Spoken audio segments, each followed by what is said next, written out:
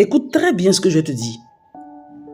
Ce manque que tu ressens lorsque ton conjoint ou ta conjointe est allé te tromper, ce mal que tu ressens dans le cœur là, c'est parce que la Bible a dit en Matthieu 19, le verset 5, l'homme quitte son père et sa mère, s'attache à sa femme, les deux deviennent un.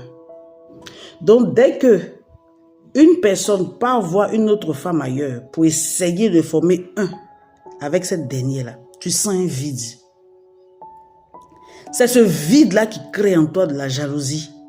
C'est ce vide-là qui crée en toi ce manque, cette douleur que tu vis là. Et même quand tu n'aimes plus ce dernier-là, le fait même qu'il part faire ça, ça te fait toujours mal parce que vous êtes toujours liés. Le manque d'amour que tu ressens dans ton cœur là ne veut pas dire que vous êtes séparés.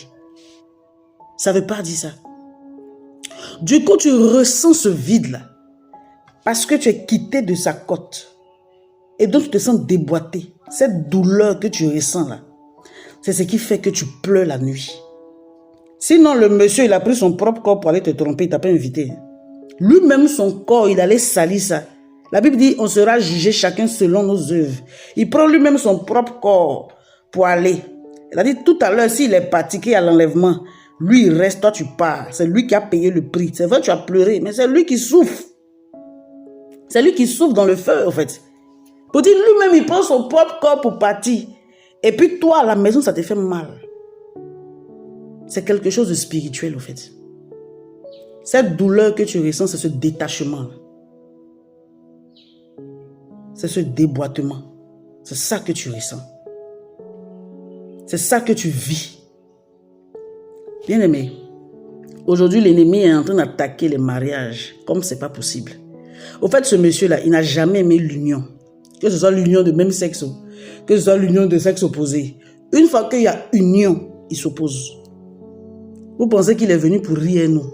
Quelqu'un qui est jaloux de nous depuis la création. Il n'est pas venu pour faire cadeau à quelqu'un.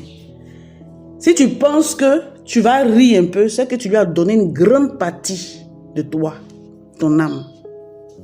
Sinon, il n'est pas venu pour rire avec quelqu'un ici. C'est pourquoi il s'attaque au mariage. Vous allez voir que la plupart des mariages aujourd'hui sont fades. Il n'y a plus rien dedans. Il n'y a plus rien.